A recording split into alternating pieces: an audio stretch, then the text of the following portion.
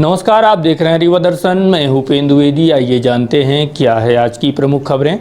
माध्यमिक शिक्षा मंडल मध्य प्रदेश की परीक्षा में टॉप करने वाले विद्यार्थियों को मुख्यमंत्री द्वारा बांटे गए लैपटॉप। कृषि विधेयक के विरोध में उतरे किसान, कहा सरकार अध्यादेश को वापस ले वरना आगे होगा उग्र आंदोलन।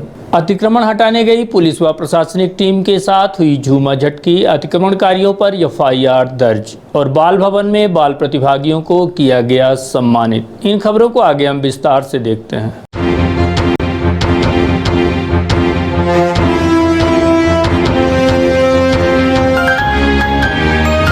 माध्यमिक शिक्षा मंडल की परीक्षा में टॉप करने वाले विद्यार्थियों को मुख्यमंत्री द्वारा बांटे गए लैपटॉप। प्रदेश सहित रीवा जिले में शुक्रवार को प्रदेश के मुखिया शिवराज सिंह चौहान ने माध्यमिक शिक्षा मंडल मध्य प्रदेश की परीक्षा में टॉप करने वाले छात्रों को प्रोत्साहित किए जाने की दिशा में लैपटॉप का वितरण किया है। इसी दिशा में रीवा जिले से कला संकाय विषय पर प्रदेश भर में प्रथम स्थान हासिल करने वाली खुशी सिंह को बेटी बचाओ बेटी पढ़ाओ अभियान का ब्रांड एम्बेसडर भी बनाया गया है।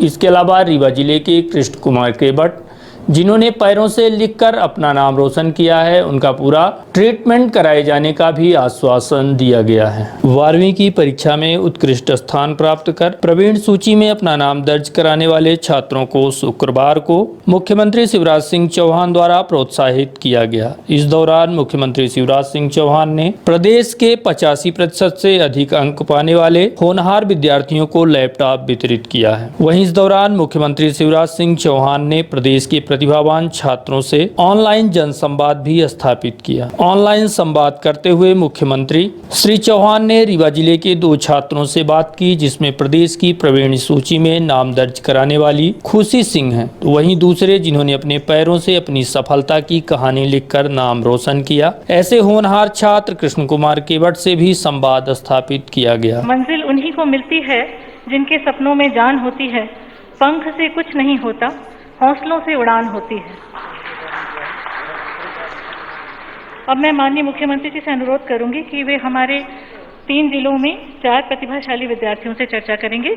सबसे पहले रीवा से 2 विद्यार्थी हमारे साथ जुड़ने वाले हैं। कुमारी खुशी सिंह ने शासकीय कन्या उच्चतर माध्यमिक विद्यालय त्योंथर जिला रीवा से कक्षा 12वीं की परीक्षा 97.2% अंकों से उत्तीर्ण की है और कला संकाय में प्रावीण्य सूची में प्रथम स्थान प्राप्त किया है।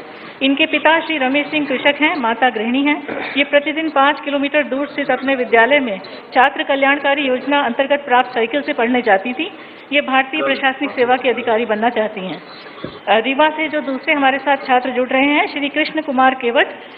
श्री केवट ने पहले खुशी से बात कर लेना। बेटा खुशी बड़ी खुश दिखाई दे रही हो। गुड मॉर्निंग मामा जी। गुड मॉर्निंग बेटी। 97.20%। एक बार ताली बजा के स्वागत करो। अच्छा, आप साइकिल से पढ़ने जाती थी क्या? जी। कौन सा गांव है आपका? चुनरी। और वहां से स्कूल कितनी दूर था?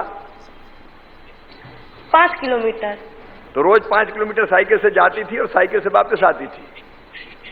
हाँ। अच्छा, साइकिल किसने दी थी बेटी? गवर्नमेंट से मिली थी। अच्छा, तो साइकिल का भी ठीक उपयोग हुआ। जी। अब ये बताओ खुशी, पिताजी तो खेती करते हैं। जी। ये प्रेरणा तुमको कहाँ से मिली कि नहीं हमको तो टॉप करना है, इतने % लेके आना है, सबसे आगे रहना है? हमारे जो स्कूल के टीचर थे और माता पिता से ये प्रेरणा मिली है और जो सदस्य थे घर के और भी हमें प्रेरणा दिए हैं। अच्छा, कितने घंटे पढ़ती थी? 5 घंटे। स्कूल के अलावा? स्कूल के अलावा पहले सुबह मतलब 4 बजे तक पढ़ते थे उठ के, और उसके बाद मम्मी का घर बैठाते थे, स्कूल जाते थे और स्कूल में अपना होमवर्क जो भी स्कूल में मतलब वर्क होता था वो करते थे। इसके बाद स्कूल से घर आके अपना काम करके फिर पढ़ते थे। 4 बजे उठ जाते थे? जी, मम्मी जगाती थी। अच्छा, मम्मी जगाती थी। मम्मी को गुस्सा तो नहीं होती थी? नहीं। ठीक है, 4 बजे उठना भी एक साधना है, तपस्या है। आजकल लेट राइजर ज्यादा है, लेकिन कहते हैं कि सवेरे अगर जल्दी उठते हैं तो उस समय जो चीजें हमारा मस्तिष्क ब्रेन जो ग्राह कर पाता है वो देर से उठने वालों का नहीं करता, ऐसा कहते हैं।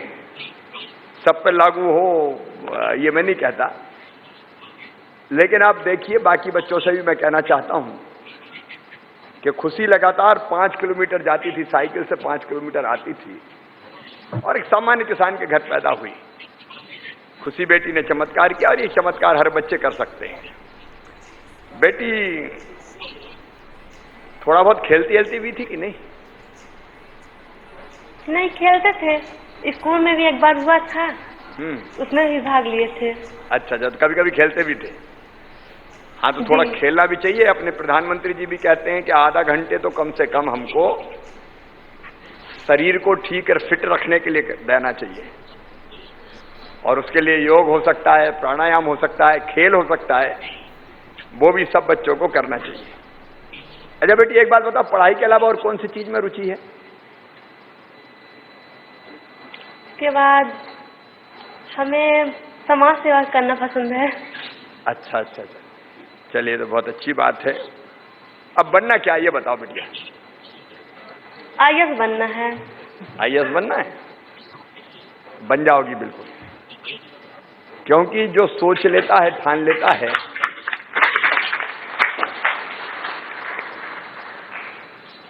व्यक्ति जैसा सोचता और करता है वैसा बन जाता है। इसलिए तुमको बहुत शुभकामनाएं हैं। बस लगन से पढ़ना भी पड़ेगा। आगे पढ़ाई में तुम्हें कोई परेशानी तो नहीं है?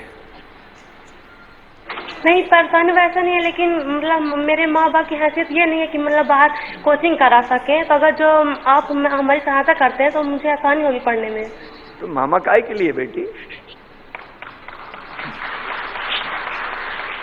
इसीलिए कैसे प्रतिभाशाली बच्चों की पढ़ाई में किसी चीज को बाधा नहीं बनने देंगे। खुशी, तुम्हारे लिए बहुत शुभकामनाएं, और आगे हर कदम पे ये सरकार और तुम्हारा मामा तुम्हारे साथ खड़ा रहेगा। एक बार फिर खुशी को बधाई। दूसरा सर, माननीय मुख्यमंत्री जी, श्री कृष्ण कुमार केवट की भी बहुत ही प्रेरणास्पद उपलब्धि है। श्री कृष्ण कुमार केवट रीवा से कक्षा 12वीं परीक्षा कला संकाय में 82.8% अंकों के साथ उत्तीर्ण की है। इनके पिताजी मजदूरी कर जीवन यापन करते हैं, मां गृहिणी है। श्री कृष्ण कुमार के जन्म से दोनों हाथ नहीं है। इस बालक ने पैरों को हाथ बनाकर यह उपलब्धि हासिल की है। हाथ न होने के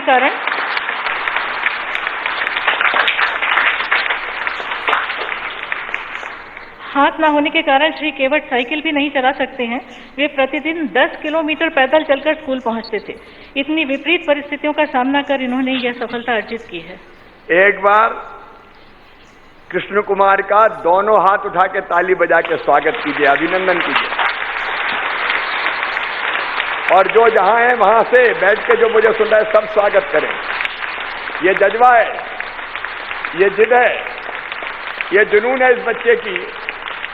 दोनों हाथ नहीं है, लेकिन इसने कहा मैं मजबूर नहीं हूं, मैं मजबूत हूं। अगर हाथ नहीं लिखेंगे तो पैर से लिख के भी काम चला लूंगा। बेटा, तुमने एक नया इतिहास रच दिया। बहुत बधाई, बहुत अभिनंदन तुम्हारा।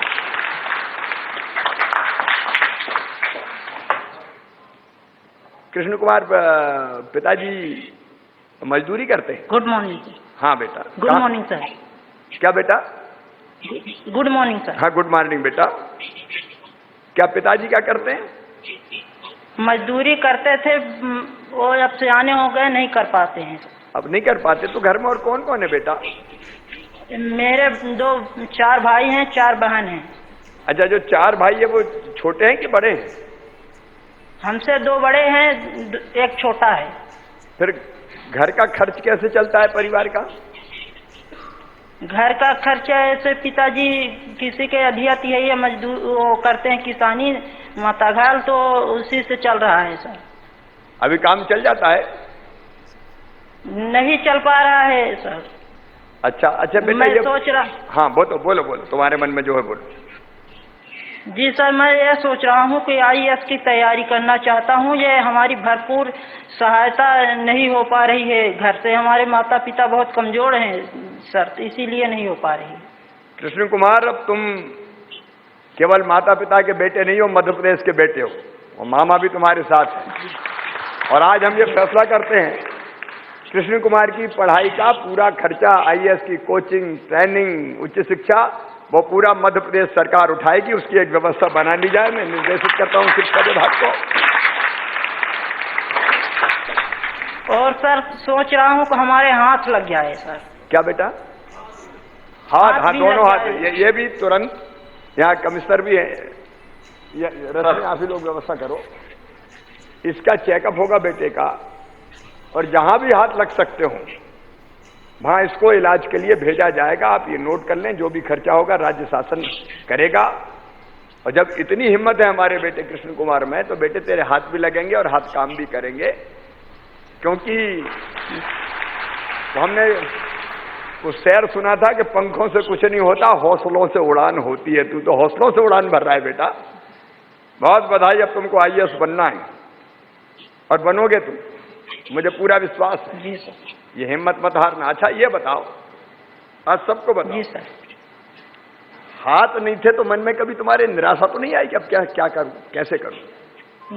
नहीं सर। क्या मन में क्या भाव आते थे? नहीं, मेरे माता पिता भेजते थे स्कूल, कहे मैं रोज जाता था स्कूल। पैर से कभी नहीं कहे कि वो ना जाए। अच्छा, फिर पैर से लिखने का विचार कैसे आया आपके मन में? अपने से धीरे धीरे देखते देखते बच्चों लोगों का हमें भी अभ्यास हो गया। पैर से लिख लेते हो जाते पूरा? हैं। जी सर। तो चमत्कार से कम नहीं आ रहे। मीडिया के मित्रों, कम से कम ऐसे बच्चे की कहानी जरूर दिखाना, ताकि दूसरे बच्चे भी इससे प्रेरणा प्राप्त कर सके। हाथ नहीं है लेकिन पैरों से लिख लिख के 82% से ज्यादा नंबर लेके मेरा बेटा आ रहा है कृष्ण कुमार। तुम्हें गर्व है मध्य प्रदेश, तुम पर गर्व है मध्य प्रदेश को। अब तो तुम बस पढ़ाई की तैयारी करो, बाकी व्यवस्था कैसे बननी बात करके आदरणीय इंदर जी, शिक्षा विभाग पूरी व्यवस्था करेगा। जो भी जरूरत होगी प्रावधान कर दिया जाएगा। और इलाज की भी कैसे व्यवस्था होगी आप चिंता कीजिए, हाथ कहाँ लगेंगे। और पढ़ाई की आगे बच्चे से बात करके, वहां कौन बैठे हैं इनके साथ? सर कमिश्नर है रीवा? मैं बैठा हूँ सर। नमस्कार सर, राजेश बोल रहा हूँ सर। राजेश, बच्चे की जवाबदारी हमने ली है पूरी। सर बिल्कुल शिक्षा विभाग के साथ कोऑर्डिनेट करके कहाँ इलाज होगा जी सर, उसकी बातचीत करो। और पढ़ाई का पूरा इंतजाम करना है, हाथ लगवाने भी भेजना है। सर पहले पता कर लेते हैं, यहाँ से भी हम पता करें कि मुंबई में होगा, दिल्ली में होगा, चेन्नई में होगा, जहाँ भी हो सकता हो। जयपुर में भी शायद कृत्रिम अंग वाला काफी अच्छा वो है, तो एक बार देख के कहाँ बेहतर से बेहतर है। हाँ ठीक है बेटा, बहुत बहुत शुभकामनाएं। जयपुर फुट है, जयपुर भेज के सर करवाते हैं। जयपुर भी ले जा सकते हैं, देखो बेहतर से बेहतर कहाँ है। जी सर। आपको बता दें कि 12वीं की परीक्षा में कृष्ण कुमार केवट, जिनके दोनों हाथ नहीं हैं, फिर भी पैरों से लिखकर 82% अंक प्राप्त किया है। बताया जा रहा है कि कृष्ण कुमार केवट बचपन से ही दोनों हाथों से विकलांग हैं और शुरुआत से ही उन्होंने पैरों से लिखकर अपनी पढ़ाई पूरी की है। मेधावी छात्रों की सूची में शामिल कृष्ण कुमार केवट के इलाज का पूरा खर्च सरकार उठाने का वादा की है। इसी तरह से रीवा की खुशी सिंह, जिन्होंने प्रदेश भर में टॉप करते हुए रीवा का नाम रोशन किया है, इस होनहार बेटी की पढ़ाई का पूरा खर्च उठाने का मुख्यमंत्री ने वादा किया है। वहीं सीएम के साथ संवाद के बाद दोनों छात्रों की खुशी देखते बनती थी। संवाद के बाद दोनों छात्रों ने मुख्यमंत्री को धन्यवाद भी ज्ञापित किया है। हमारा गांव है ग्राम हर्रई मुढ़ान, जिला रीवा, मध्य प्रदेश। मैं कक्षा 12वीं में 82% अंक लाए हैं पैरों से लिखकर, और मैं आगे सोच रहा हूँ आईएएस की तैयारी करना चाहता हूँ।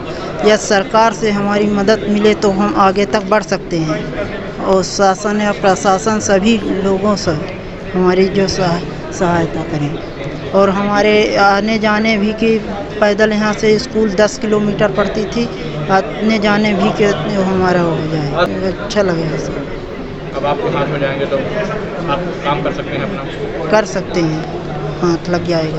आपकी पढ़ाई के खर्चा उठाने को भी हमने कहा। जी सर। आज मुख्यमंत्री जी से बात हुई, आपको बात करके कैसा लगा? उन्होंने क्या कहा, आपने क्या कहा? हमको बहुत अच्छा लगा, वो कह रहे थे तो उन्होंने क्या पूछा आपसे? उनसे पूछे को कैसे पढ़े हो, कैसे क्या कही हो, ऐसे सब पूछे हैं हमारे बारे में। तो मैं बताया कि वहाँ से पैदल आकर 10 किलोमीटर पढ़ने जाता था, स्कूल हमारी पढ़ती थी पैदल जाकर, और जो सवाल नहीं कर पाते थे तो गली में ही करते थे, रास्ते में ही।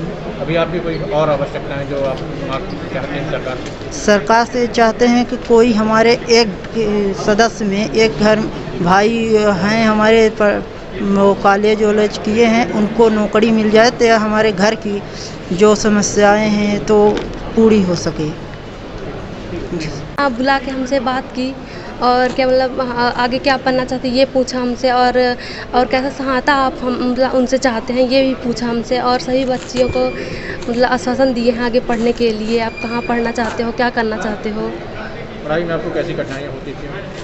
पढ़ाई में हमें आर्थिक कठिनाई होती थी, सामाजिक तो नहीं होती थी, क्योंकि मतलब जो हमारे टीचर थे मैम थी, और जो क्लास टीचर थी और जो हेड सर थे, तो वो मतलब बहुत अच्छा सहायता करते थे बच्चों को पढ़ने में, मतलब कोई कठिनाई नहीं आने देते थे। और आर्थिक ये आती थी कि मतलब जैसे बुक हो गई, कोचिंग हो गई, जिसमें जैसे किसी के पास पैसा नहीं रहता तो वो मतलब बाहर से क्लास नहीं ले सकता था, बस स्कूल में पढ़ सकता था। बेटियों के लिए क्या जी, हमें बेटी बचाओ बेटी पढ़ाओ को ब्रांड एम्बेसडर बनाया गया है, तो मैं मतलब इसके नाते ये बोलना चाहूँगी मतलब लड़कियों को, जो बच्चे मतलब गरीब माँ बाप रहते हैं तो वो सोचते हैं कि मतलब बेटियों को पढ़ाने से कुछ नहीं होगा, लड़के पढ़ाने से होता है ना, कि मतलब वो जीवन भर मेरे मतलब आर्थिक सहायता करेंगे, तो इससे कुछ नहीं, तो मतलब बेटियों को भी पढ़ाएं, अपने बेटियों को मतलब आगे बढ़ने का मौका दें। और माँ बाप ये भी सोचते हैं कि मतलब बाहर का थोड़ा जाना बेकार लगता है लड़कियों को, मतलब बाहर नहीं भेजना चाहते हैं, तो मतलब वो ये डरे मत, मतलब जाने दें उन्हें, मतलब सामाजिक मतलब वो करके सुरक्षा दे के उन्हें बाहर जाने के लिए मतलब मना ना करें, उनको मतलब सुरक्षा के सही भेजें उन्हें। जी, हमें पूरा सहायता मतलब सपोर्ट मिलते थे। मेरे मम्मी पापा मतलब बोलते थे कि मतलब कुछ भी करना है तो मतलब हमें बताना कि मतलब क्या हुआ, मतलब और बच्चे क्या रहते हैं मतलब झिझकते हैं कि मतलब ये नहीं बताना चाहिए अपने मम्मी पापा को, मतलब वो खुद में वो करते रहते हैं कि बताएं कि ना बताएं। मतलब हमारे घर ये ऐसा नहीं था, हमको भी जो भी करना आते थे मैं बताती थी अपने मम्मी पापा को। बड़े होकर क्या बनना चाहेंगे, आगे क्या ड्रीम है, किस लिए आपका ड्रीम क्या है आपका? मैं IAS बनना चाहती हूँ, लेकिन मतलब हमारे माँ बाप मतलब इतना ज़्यादा पैसा नहीं है कि आगे मतलब कोचिंग करा सके, फ़ीस भी ज़्यादा रहती है इसकी कोचिंग की, तो हम चाहते हैं कि हमारी मतलब सरकार हमें पढ़ाने में मदद करे। जी, हमने उनको बताया है, तो उन्होंने बोला है कि मतलब आप बच्चों को मामा है तो हमने मतलब वो आश्वासन दिए हैं हमें।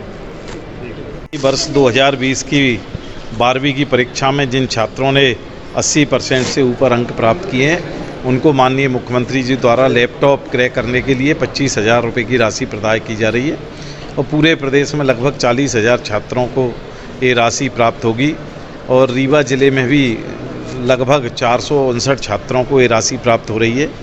माननीय मुख्यमंत्री जी ने खुशी सिंह जो यहाँ के 73 सुंदरी गाँव की निवासी हैं और कला संकाय में टॉपर हैं, उनसे भी संवाद किया है, और जो हमारे कृष्ण कुमार केवट हैं जो दोनों हाथों से दिव्यांग हैं, उन्होंने पैर से लिख के परीक्षा की, उनसे भी माननीय मुख्यमंत्री जी ने संवाद किया है और उनकी पढ़ाई और इलाज के लिए संपूर्ण व्यवस्था करने के निर्देश दिए हैं। तो कृष्ण कुमार केवट को जल्दी ही जयपुर भेजकर उनके कृत्रिम हाथ लगवाने की कार्रवाई शासन के द्वारा की जाएगी। कृषि विधेयक के विरोध में उतरे किसान, कहा सरकार इस अध्यादेश को वापस ले।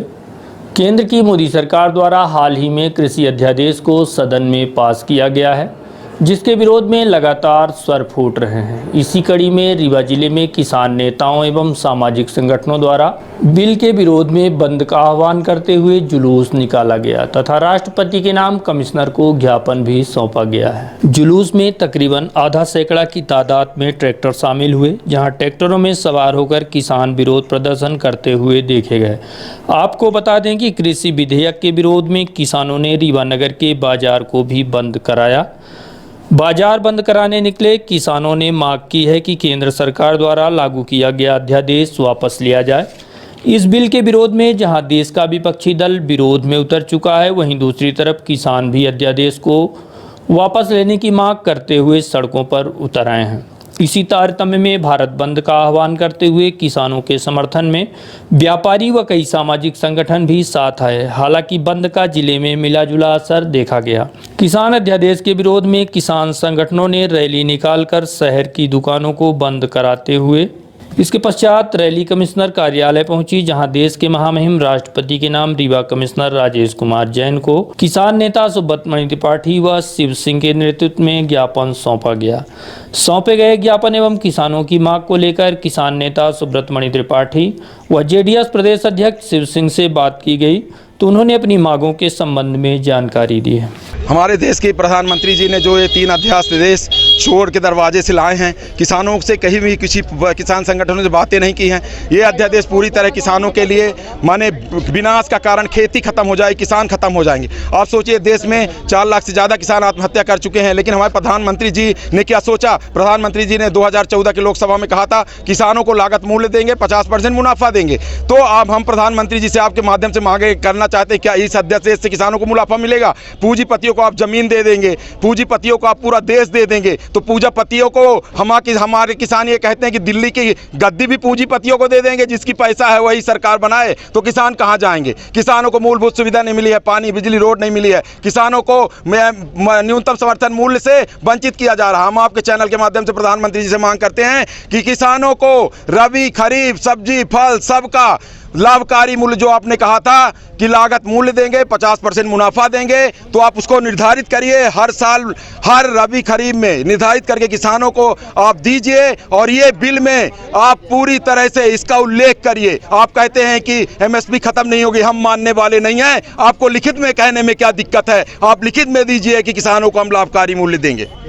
ये जो मोदी सरकार ने सदन में किसानों के खिलाफ 3 बिल पारित किया है, वो किसानों के लिए एक डेथ वारंट है। उसके खिलाफ आज पूरे देश में किसान नेताओं द्वारा और जो भी राजनीतिक दल हैं, समाजसेवी संगठन हैं, सभी लोगों ने राष्ट्रव्यापी बंद का आह्वान किया है। हम लोगों ने भी मध्य प्रदेश में रीवा जिले के अंदर जबरदस्त बंद का आयोजन किया है। सारे दल, सारे किसान संगठन मौजूद हैं। हम लोग और साथ में किसान गाँव से ट्रैक्टर लेकर के भी आए हैं। इसके बाद 4 बजे हम लोग राष्ट्रपति के नाम संबोधित ज्ञापन कमिश्नर रीवा संभाग को सौंपेंगे। अतिक्रमण हटाने गई पुलिस के साथ अतिक्रमणकारियों के बीच हुई झूमाझटकी के बाद पुलिस ने अतिक्रमणकारी आदिवासियों के खिलाफ मामला दर्ज कर लिया है। मामला रीवा जिले के शाहपुर थाना क्षेत्र अंतर्गत ग्राम देवरा पंचायत का है, जहां पर निर्माणाधीन गौशाला की जमीन पर आदिवासियों द्वारा अतिक्रमण कर उस जमीन पर बिरसा मुंडा की प्रतिमा स्थापित कर दी गई, जिसके बाद एसडीएम के दिशा निर्देशन पर मौके पर पहुंची पुलिस टीम ने वहां से अतिक्रमणकारियों को भगाया और वहां लगाई गई बिरसा मुंडा की प्रतिमा को अपने कब्जे में ले लिया है। इतना ही नहीं, अतिक्रमणकारियों के खिलाफ मुकदमा भी दर्ज कर लिया गया है। वनाधिकार पट्टे की लालच में आकर आदिवासियों द्वारा जगह जगह बंजर व जंगल जमीनों में अवैध कब्जा किए जाने की बातें सामने आ रही हैं। इसी तरह का एक वाकया सामने आया शाहपुर थाना क्षेत्र के देवरा पंचायत अंतर्गत, जहां पर निर्माणाधीन गौशाला की जमीन पर अतिक्रमण किए जाने का मामला सामने आया है। मामला सामने आते ही प्रशासनिक अमला जमीन को खाली कराने सक्रिय हुआ। वहीं अवैध अतिक्रमण हटाने गए प्रशासनिक अमले व पुलिस को झूमाझटकी का शिकार भी होना। हालांकि इसके बाद प्रशासन ने सख्त कदम उठाते हुए गौशाला की जमीन को अतिक्रमण मुक्त करा लिया है। इस बीच थाना प्रभारी की गाड़ी में भी तोड़फोड़ हुई है, जिसके बाद पुलिस ने अतिक्रमणकारियों के खिलाफ एफआईआर दर्ज कर लिया है, जिनके खिलाफ कार्यवाही की जा रही है। की गई कार्यवाही के संबंध में एडिशनल एसपी शिव कुमार वर्मा से बात की गई तो उन्होंने जानकारी देते हुए बताया। थाना शाहपुरा का चौकी खटकरी है, चौकी खटकरी का गांव है देवरा, वहाँ पर गौशाला का निर्माण कार्य चल रहा था। लैंड है वहाँ टोटल 19 एकड़, जिसमें 13 एकड़ में गौशाला का निर्माण होना है। 5 एकड़ ज़मीन जो है वहाँ आदिवासियों को पट्टे दिए जाने हैं। इस तरह का एसडीएम के द्वारा पुलिस को जानकारी दी गई है। इसी उसमें कल जब गौशाला का निर्माण हो रहा था तो कुछ लोगों ने वहाँ एक बिरसा मुंडा जी की मूर्ति को रख दिया और बांस से बल्ली से पन्नी से उसको वो कर दिया।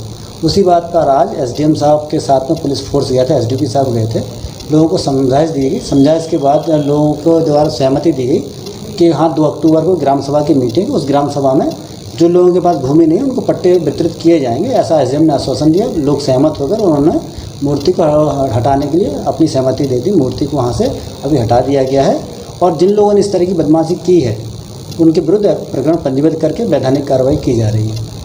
नहीं, उसमें क्या हुआ है कि जब ये मूर्ति लेके एसडीएम के साथ में पुलिस फोर्स आ रहा था वापस, तो उन्होंने मूर्ति मांगने की वह जिद करने लगे। पहले ले नहीं रहे थे, फिर उन्होंने जब मूर्ति मांगने लगे तो उन्होंने बोला कि आप थाने पे आना, जिन लोगों ने मूर्ति रखी है उनको मूर्ति वापस की जाएगी। इस बात पे किसी व्यक्ति के द्वारा पत्थर मार दिया गया है गाड़ी में, जिससे गाड़ी में कांच का थोड़ा सा नुकसान हुआ, उसमें कार्रवाई पुलिस द्वारा की जा रही है।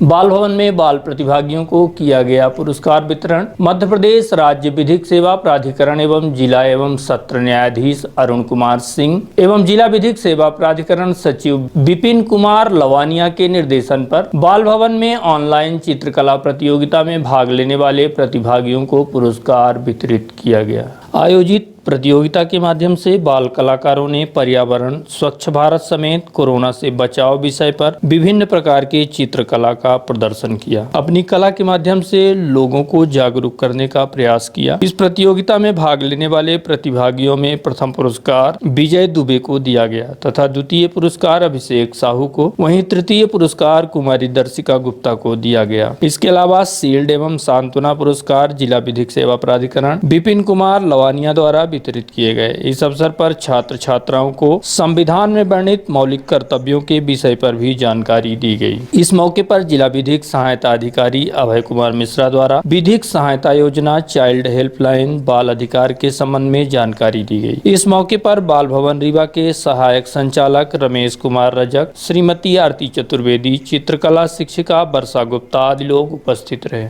देखिए, ये जिला विधिक सेवा प्राधिकरण जिला न्यायालय रीवा एवं बाल भवन के सहयोग से और संयुक्त तत्वावधान में एक चित्रकला प्रतियोगिता का आयोजन बाल भवन में किया गया था। ऑनलाइन थी ये प्रतियोगिता, वैसी नहीं थी, फिजिकल अपीयरेंस नहीं था इसमें, ऑनलाइन प्रतियोगिता थी जिसमें काफ़ी बच्चों ने भाग लिया था।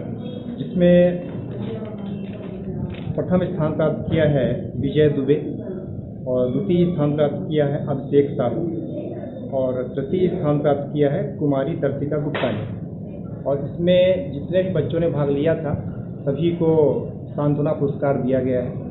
और ये चित्रकला प्रतियोगिता मध्य प्रदेश राज्य विधिक सेवा प्राधिकरण जबलपुर के निर्देशानुसार की गई थी, ताकि जो बच्चे हैं उनमें उनकी जो भी प्रतिभा है उसको एक मंच मिले, प्रदर्शन का मंच मिले और वो अपनी प्रतिभा को आगे बढ़ाएं। और हमारे जो माननीय जिला एवं सत्र न्यायाधीश महोदय हैं माननीय श्री अरुण कुमार सिंह सर, उनके मार्गदर्शन में और हमारे सचिव एवं अपर जिला एवं सत्र न्यायाधीश माननीय श्री विपिन कुमार लवानिया सर के नेतृत्व में ये प्रतियोगिता का आयोजन किया गया है। Business, house warming, love marriage, court cases, foreign tour, family problem, वसीकरण, मुत्कर्णी, ब्लैक मैजिक स्पेशलिस्ट और कुछ भी मसाइल हो, हर मसले का हल मौजूद है। मैं अपनी जिंदगी से बहुत मायूस हुई। अच्छी पढ़ाई होते हुए भी मेरा वीज़ा नहीं लगा और अब मैं एब्रॉड में अच्छी जॉब सब ठीक था। उसके बाद मेरे और मेरे पति के बीच में कई झगड़े होने लगे, जिसकी वजह मुझे मालूम ना थी कि कई दिनों तक चलता रहा। अब हम दोनों मोहब्बत की जिंदगी गुजार रहे हैं। घर बैठे सभी समस्याओं का 100% समाधान कराएं। एक बार फोन घुमाएं। बाबा सरताज खान।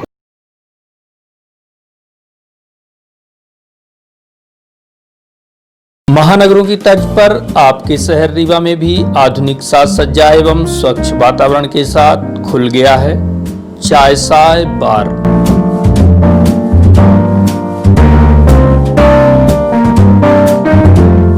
जहां पर आप व आपके परिवार के स्वाद के साथ ही सुरक्षा का भी विशेष ध्यान रखा जाता है। इसीलिए हम आपको देश की मिट्टी से बने बर्तनों में अत्यंत लजीज व्यंजनों के साथ साथ चाय कॉफी व कोल्ड कॉफी का लुत्फ उठाने की बेहतर सुविधा उपलब्ध कराते हैं।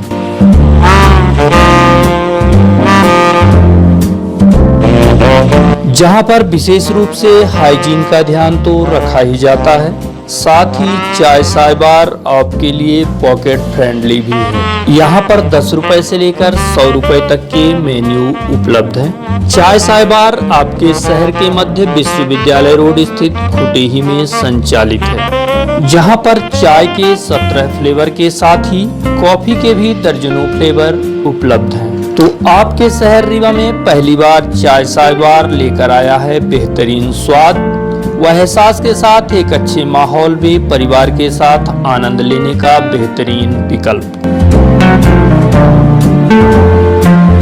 तो आइए हम ये जान लेते हैं कि ये चाय साय बार कहाँ पर संचालित है। आपको बता दें कि चाय साय बार का पता है shop number 3 Tandon plaza, Canara bank के समीप, खुटेही, रीवा।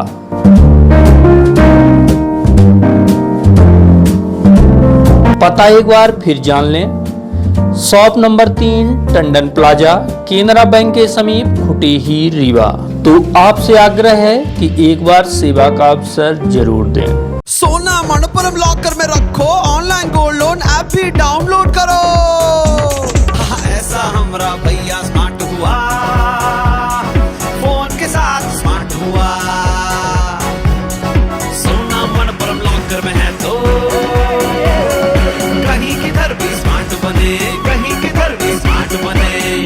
अपना गोल्ड मनपुरम लॉकर में रखो, सब लोग ऐसा स्मार्ट बनो। Manappuram online gold loan smart है। मार्तंड स्कूल में आयोजित किया गया प्रतिभा सम्मान। कलेक्ट्रेट के साथ साथ शासकीय मार्तंड स्कूल में भी टॉपर छात्रों को सम्मानित करने की दिशा में प्रतिभाशाली छात्र सम्मान कार्यक्रम आयोजित कर छात्रों को प्रमाण पत्र एवं 25,000 रुपये लैपटॉप के लिए वितरित किए गए हैं। मार्तंड स्कूल में 71 छात्रों को प्रोत्साहित करने एवं उन्हें सम्मानित किए जाने की दिशा में विशेष कार्यक्रम आयोजित किया गया। इस दौरान छात्रों के खाते में 25,000 रुपये लैपटॉप के लिए भेजे गए हैं। इस योजना से लाभ ले रहे हैं तो 71 बच्चों को बुलाया गया था, जिनमें से 57 बच्चे आज उपस्थित हुए हैं, जिन्हें हमने प्रमाण पत्र के रूप में उन्हें सम्मानित किया है और 25,000 रुपये की राशि लैपटॉप हेतु उनके खातों में सीधे ट्रांसफ़र हो गई होगी आज या हो जाएगी शाम तक।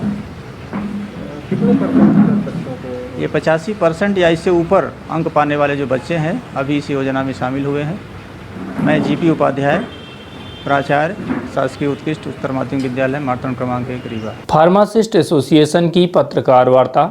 आयोजित पत्रकार वार्ता के दौरान फार्मासिस्ट एसोसिएशन रीवा के जिलाध्यक्ष पंकज त्रिपाठी व प्रदेश सचिव दीपक मिश्रा द्वारा अपनी विभिन्न समस्याओं को लेकर एक निजी होटल में पत्रकार वार्ता आयोजित और अपनी समस्याओं के संबंध में जानकारी दी।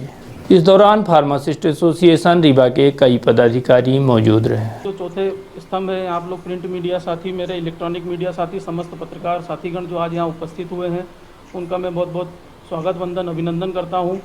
मैं आप लोगों के माध्यम से हमारे MPPA संगठन जो MP फार्मासिस्ट एसोसिएशन है उसके बारे में बताना चाहता हूं कि यह मात्र एक ऐसा संगठन है मध्य प्रदेश का जो छात्रों से लेकर शिक्षक, मेडिकल रिप्रेजेंटेटिव, मेडिकल स्टोर संचालित फार्मासिस्ट और फार्मा इंडस्ट्री में काम करने वाले समस्त फार्मासिस्ट साथियों के लिए जो है हमेशा तत्पर तैयार रहता है और हमेशा लड़ाई लड़ने के लिए हमेशा जो है उसको जो है रीढ़ की हड्डी बोला जाता है स्वास्थ्य विभाग की, जो डॉक्टर और पेशेंट के बीच का एक ऐसी कड़ी होती है कि जो सबको जोड़ के रखती है। तो कहीं ना कहीं जो है सरकारें जो है हमारे फार्मासिस्ट साथियों के साथ में अन्याय कर रही है, जिसके लिए हम लगातार अपनी मांगें उठा रहे हैं। मेरा जो है आप सभी के माध्यम से एक विशेष अनुरोध है माननीय मुख्यमंत्री शिवराज सिंह चौहान जी से कि हरियाणा सरकार की तर्ज पर जो है सभी फार्मासिस्ट साथियों को फार्मेसी ऑफिसर के नाम से जाना जाए।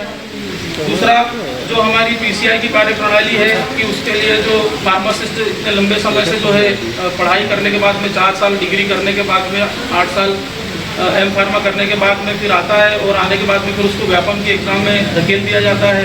तो इससे मेरा आप लोगों से अनुरोध ये है कि हमारी बात आगे तक आप पहुँचा दें। हमारा कहना ये है कि जैसे LCI से सीधे डॉक्टर की नियुक्ति होती है, वैसे ही PCI जो हमारा फार्मेसी काउंसिल ऑफ इंडिया है स्टेट का, वहाँ से जो है डायरेक्ट फार्मासिस्ट की नियुक्ति होना चाहिए। मैं दिल्ली सरकार का भी बहुत बहुत धन्यवाद प्रेषित करना चाहता हूँ कि कोरोना संकट काल में, महामारी में हमारे एक जाबाज फार्मासिस्ट फाइटर जो थे राजेश भारद्वाज जी, वो वीर गति को प्राप्त हो गए थे। तो उनके परिवार को 1 करोड़ की सहायता राशि माननीय केजरीवाल जी ने दी है। तो मैं प्रदेश सरकार से, मध्य प्रदेश सरकार से ये विनम्र निवेदन करता हूं कि हमारे फार्मासिस्ट साथियों को कोरोना फाइटर्स का दर्जा दिया जाए और जो भी साथी इसमें हताहत हुए हैं उनके संज्ञान में मामले को लिया जाए।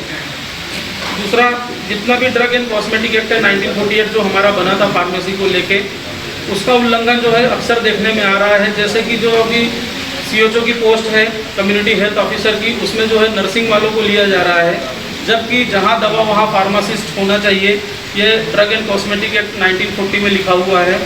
उस दिशा को संज्ञान में लेते हुए जो है फार्मासिस्टों के साथ में बहुत बड़ा अन्याय हो रहा है, जिसको चल के प्रदेश सरकार को हमने सूचित कराया है। माननीय वित्त मंत्री जगदीश जी देवड़ा जी को हमने ज्ञापन दिया था और उनसे निवेदन करी थी कि फार्मासिस्ट की नियुक्ति सीएचओ की पोस्ट पे हो, जिसको संज्ञान में लेकर माननीय देवड़ा जी ने आश्वासन भी दिया है।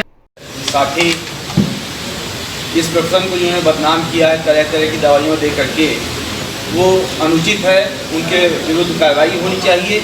एक निवेदन आपके माध्यम से और करना चाहेंगे कि आज आप जाएं, किसी आपको तकलीफ हो जाए डॉक्टर के पास, आप जाएंगे, डॉक्टर साहब बोलेंगे कि देखेंगे सब सारी चीज़, फीस लेंगे, देखेंगे, सब कुछ करेंगे। उनके यहाँ एक बंदा खड़ा हुआ है कि साहब ये फला दवाई फला दुकान से ले लो आप। ये प्रोफेशन के खिलाफ है, ये भी बंद होना चाहिए। आपने अपने आपको कंसल्टेशन फीस पेशेंट दे रहा है, आपको ये बताने की आवश्यकता नहीं कि साहब रोड इस तरफ जा रही, आप वहाँ जाके ले लें। ये कहीं ना कहीं एक इस पूरे प्रोफेशन के ऊपर एक हम समझते हैं कि एक दाग लग रहा है, इससे भी बचने की ज़रूरत है। और इन सारी बातों का भी कहीं ना कहीं आप लोगों के माध्यम से हम इसे अनुचित कहलाते हैं और निवेदन करेंगे, इनका भी प्रयास किया जाए, आने वाले दिन इसको भी रिमूव किया जाए। यहाँ पे कुछ चुनिंदा मेडिकल स्टोर्स हैं जहाँ पे डॉक्टर अपने प्रिस्क्रिप्शन पे बाकायदा स्टेपल करके उनका मेडिकल स्टोर का नाम बाकायदा भेजते हैं, तो उस संबंध में आप लोग क्या कदम उठाएंगे? देखिए, उसमें जो संगठन है हम लोग इस संबंध में आगे बात करेंगे, पर अभी तो निवेदन, चूँकि आप लोग हैं, आप एक जिम्मेवार स्तंभ हैं, समाज का एक आईना दिखलाने का कार्य करते हैं, तो मैं अभी पहली प्राथमिकता तो आपसे कह रहा हूँ, आप लोग इस दिशा पे आगे अपनी ओर से बात करें। मेरा जो संगठन है, मैं कार्य कर रहा हूँ, संगठन उनके दरवाजे पे बैठ के आंदोलन करने वाला है। हम लोग अपने सक्षम अधिकारियों से मुलाकात करेंगे, हमको इस चीज़ की जानकारी देंगे। हर जगह कुछ कंपनी का इंटरेस्ट ना हो उस कंपनी की दवाई में या उस कंपनी में, नहीं, पर्टिकुलर प्रोडक्ट जो है सिर्फ एक ही मेडिकल स्टोर में मिलेगा, दूसरे मेडिकल स्टोर में नहीं मिलेगा। है ये इस तरह से समस्या है, ये समस्या है। इसी समस्या से निजात दिलाने के लिए हर जगह फार्मासिस्ट का होना जरूरी है। ये चीज़ें बहुत बहुतायत मात्रा में है। मैं आपके सवालों का जवाब देता हूँ। सिंपल एक लाइन है, यदि ड्रग इंस्पेक्टर प्रॉपर पदस्थापना हो जाएगी ना यहाँ पे, ये जो सारी समस्याएं हैं ना ऑटोमेटिक सॉल्व हो जाएगी। आज फार्मासिस्ट डे की शुरुआत मैंने रीवा की प्रथम रीवा कलेक्टर से मिलके की, उनको अपना फार्मासिस्ट का बैच लगा के दिया है ना। तो हमें उम्मीद है कि कलेक्टर साहब भी संज्ञान में लेंगे इस मामले को आपके माध्यम से और इस पर उचित कार्यवाही करेंगे। और जितना जल्दी ड्रग इंस्पेक्टर पदस्थापित होगा उसमें आप लोगों का बहुत महत्वपूर्ण रोल रहेगा। जितने प्रमुखता से आप आवाज़ उठाएंगे उतने जल्दी डीआई यहाँ पे अपॉइंट होगा और ये सारे मुद्दे फर्जी मेडिकल स्टोर खुले हैं जो विदाउट फार्मासिस्ट रन हो रहे हैं, जहाँ पे केवल एक ही मेडिकल स्टोर स्टेबलाइज है कि मतलब भैया दवाई वहीं से लेना है ना। ये सारे मुद्दे बहुत छोटी छोटी बातें हैं, कोई बड़ी बातें नहीं है, एक दिन का काम है। सिर्फ और सिर्फ डीआई प्रॉपर स्टेब्लिश हो जाए रीवा में, बस